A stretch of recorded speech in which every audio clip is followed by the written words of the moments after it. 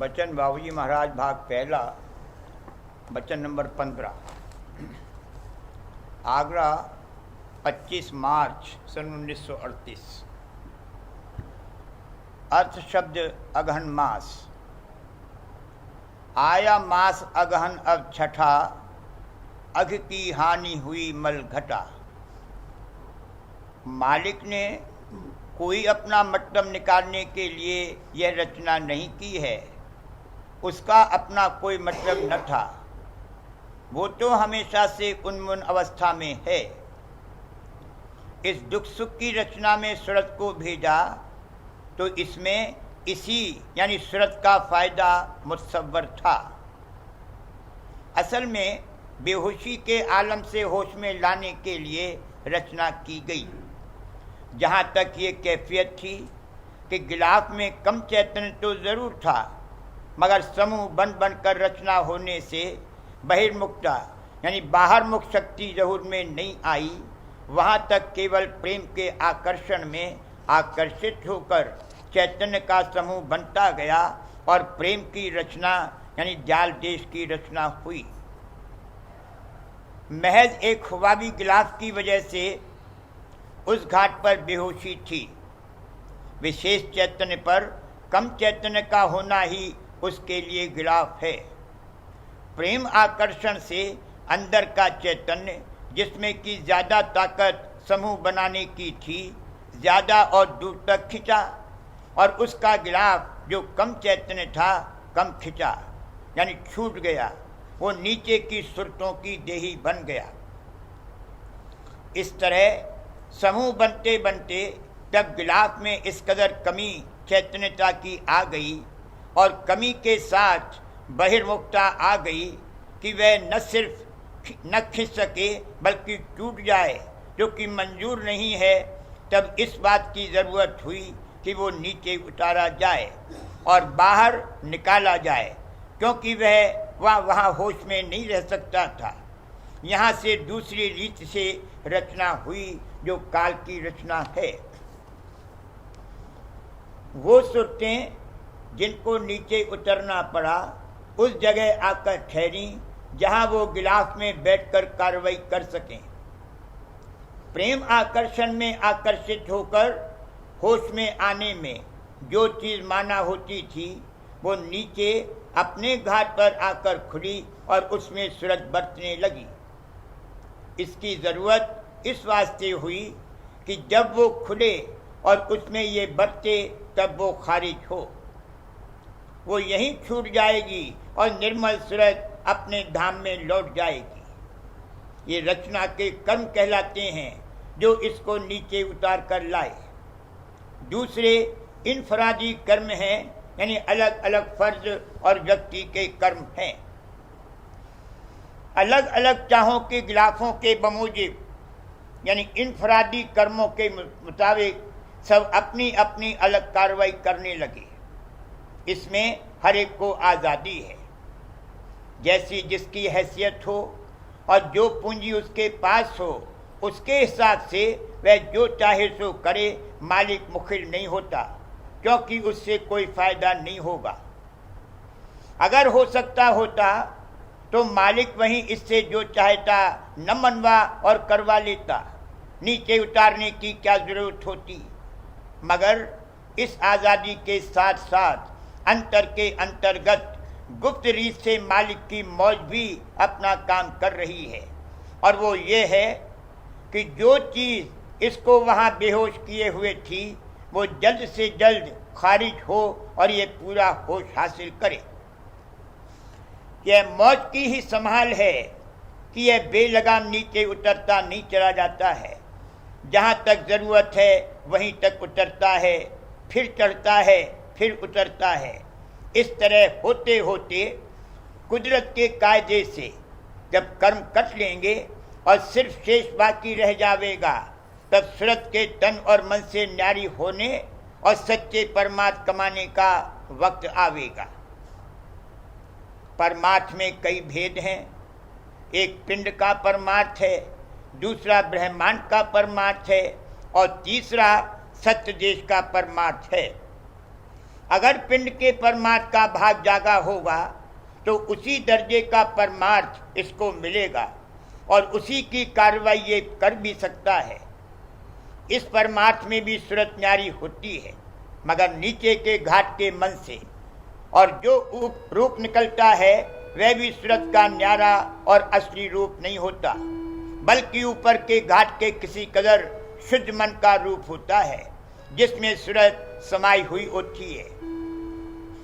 इसी तरह ब्रह्मांडी परमार्थ में सूरत नीचे के शुद्ध मन के रूप को छोड़ती है और जो रूप निकलता है वह भी सूरत का न्यारा और असली रूप नहीं होता, बल्कि ब्रह्मांडी मन से मिला हुआ रूप होता है। कहने का मतलब ये है कि इन परमार्थों में सूरत मन से कतई तौर पर न्यारी नहीं होती। सूरत मन में धसी हुई रहती है और जो रूप बरामद होता है वह कोई ना कोई मन ही का रूप लिए हुए होता है। निर्मल सूरत का पिंड और ब्रह्मांड में पता नहीं होता। सत्य देश के परमार्थ में सूरत तन और मन से बिल्कुल न्यारी होती है और यही संतमत है। जब पिंड और ब्रह्मांड के परमार्थ की कुल कार्रवाइयां हो चुकी तब कलयुग में संतमत प्रकट हुआ।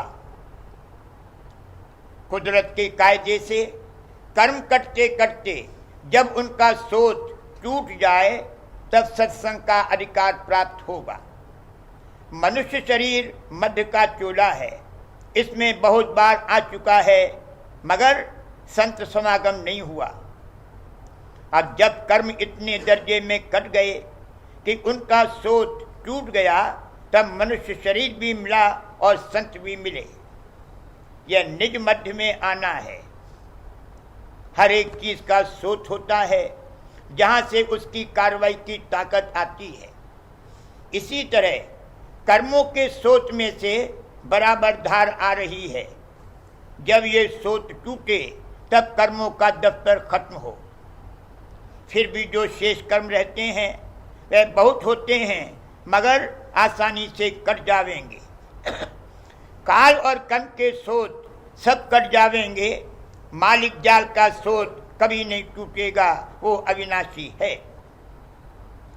अंतर के अंतर्गत सूरत कभी भी अपने सोच से न अलग हुई है और न टूटी है, अंतर के अंतर्गत जुड़ी हुई है। काल कर्म के सोच का टूटना अग की हानि होना है। सोच टूटा तो अग की हानि हो गई और ये अगहन मास का आना है। मन हुआ निर्मल, चित्त हुआ निश्चल, काम क्रोध गए इंद्रिय निष्फल। जब अग की हानि हुई तो मन निर्मल हो गया और तभी चित्त भी निश्चल हुआ। मलिनता के साथ में चंचलता है। वैसे अहंकार सबका मूल है, मगर काम और क्रोध ये दो मुख्य हैं। किसी चीज की कामना यानी इच्छा ही काम है और उस चीज को इकट्ठा करके रखना लोभ है। उसमें ममत्व होना मोह है। उसमें कोई विघ्न हो तो क्रोध और विरोध और ईर्ष्या उत्पन्न होती है। काल काम और क्रोध के तीरों द्वारा जीवों को मारता है और दुख देता है, मगर अब जबकि सूरज जागी और संत समागम होकर सत्संग में लगी, काल के तीर थोथे और तुक्के होने लगे, यानी काम और क्रोध अब निष्फल हो गए। धरन छोड़ सुत चढ़ी आकाशा, शब्द पाए आई महाकाशा। नीचे के 3 चक्र धरन हैं, उनमें बर्तना पशुवत है, उनके ऊपर नर है और सुर है, मनाकाश है। पिंड के परे चिदाकाश और फिर महाकाश है। धरन को त्याग कर सुर्त आकाश में आई और वहां से शब्द द्वारा महाकाश में पहुंची।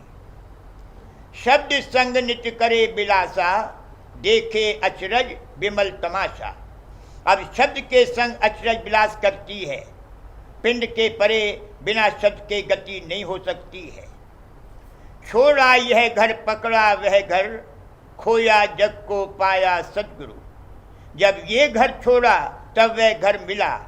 बिना जग को खोए सद्गुरु नहीं मिल सकते। जब से सद्गुरु सरना लीन्हा, सत्य नाम धुन घट में चीन्हा। बिना कर्म कटे हुए सद्गुरु की शरण नहीं ले सकता है, और जब शरण लेगा तब अंतर में सत्यधार से मेला होगा। धन सतगुरु धन उनकी संगत, जिन प्रताप पाई मैं ये गत। अब सद्गुरु और सत्संग की महिमा चित्त में समावेगी। कर सत्संग काज किया पूरा, पाप नशे मानो खाया धतूरा। सत्संग करने से पूरा काम बनेगा। पाप पुण्य दो गए नसाई, भक्ति भाव जीव हृदय समाई। अभी तक तो ये हाल था कि शुभ कर्म करके शुभ फल पाता था, और नाकिस कर्म करके यहाँ के कायदे के माफिक उसकी सदा भोगता था। मगर अब शुभ और अशुभ कर्म दोनों नाश हो गए और चित्त में भाव भक्ति समाई। कर्म इस तरह नाश हो गए जैसे घास का ढेर चिंगी लगाने से छिन में खाक हो जाता है। शरण से कर्म कटेंगे, इसलिए फरमाया है कि कर्म काटने की युक्ति ज्ञानियों के पास नहीं है। अब यह सत्संग गुरु का पावे, हिलमिल चरण माही लिपटावे। ऊपर वर्णन की हुई हालत आ जाने पर जो सत्संग करेगा उसके द्वारा यह मुमकिन होगा कि यहाँ से हिलकर गुरु चरणों में लिपट सके। संसार की पकड़ को हिलाकर ढीला करे तब गुरु से मिल सकता है। चरण सेव चरणामृत पीवे, गुरु प्रसादी खानित जीवे। अब प्रसादी और चरणामृत का आधार हो जाएगा, और तब ये हो सकता है कि जो खावे और पहने सो प्रसादी, पीवे सो चरणामृत, और चले फिरे सो परिक्रमा। जो चीज खाने को आई वह प्रसाद हो गई। वैसे अगर प्रसाद होगा तो खावेगा, वरना खावेगा ही नहीं। इससे पहले गुरु प्रसादी और गुरु चरणामृत से फायदा जरूर होगा, मगर उसका कोई प्रत्यक्ष असर इसको नहीं मालूम होगा। और ऊपर बयान किए हुए दर्जे पर पहुंचने के बाद इसको तत्काल असर मालूम होगा कि हमने चरणामृत और मुखामृत पिया और प्रसाद खाया, वरना कुछ पता नहीं चलेगा कि क्या खाया और क्या पिया। गुरु के चरणों के चरणामृत में, या किसी आदमी के पांव धोए हुए पानी में, या गाय के खुर धोए हुए पानी में, या गाय के मूत्र में कुछ तमीज ही नहीं होगी। गाय का मूत्र भी तो लोग पीते हैं। दर्शन करे बचन पुण्य सुने, फिर सुन सुन नित मन में गुने। गुन गुन छाट ले उन सारा, सार धार तिस करे आहारा। कर आहार पुष्ट हुआ भाई, जग भव लाजब गई नसाई।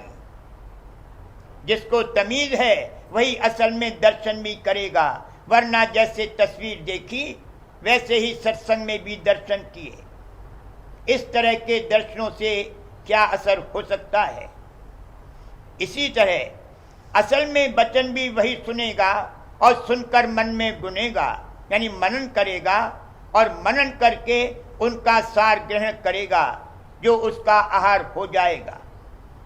अमृत रूपी वचन रूपी अमृत का आहार कर करके अंतर में भक्ति पुष्ट होती जाएगी, और फिर जग के भय और लाज कुछ नहीं कर सकेंगे।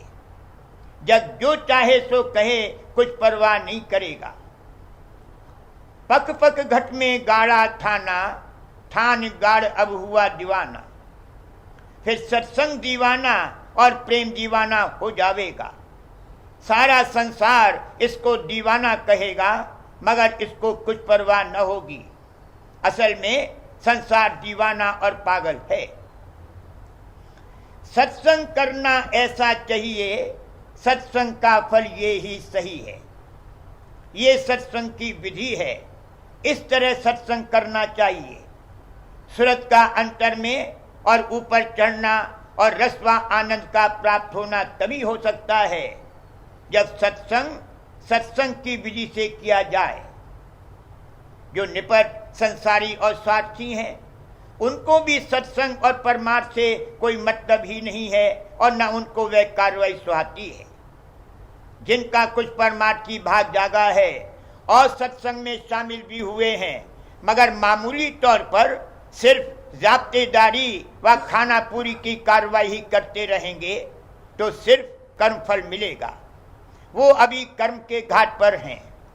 उनको सत्संग का फल यानी सूरत का तन और मन से न्यारा होना और ऊपर चढ़ना और रस व आनंद का मिलना नहीं प्राप्त होगा। सत्संग का रंग नहीं चढ़ेगा। अभी उन पर बहुत कर्म चढ़े हुए हैं और संसार की पकड़ बहुत ज्यादा है। जब उनके कर्म कटकर हल्के हों तब उन पर सत्संग का प्रेम रंग चढ़ सकता है। मुंह के कहने से कुछ नहीं होगा। सत्संग और परमात्मा की कार्रवाई सुहाने लगे और वचन व उपदेश प्रिय लगने लगे और सत्संग में रस आवे, तब समझना चाहिए कि अब रंग चढ़ना शुरू हुआ। पत्थर पानी लेखा बरता, जल मिश्री सब मेल न करता। सत्संग में तो शामिल हुए, मगर जल में पत्थर की तरह रहे तो क्या फायदा होगा।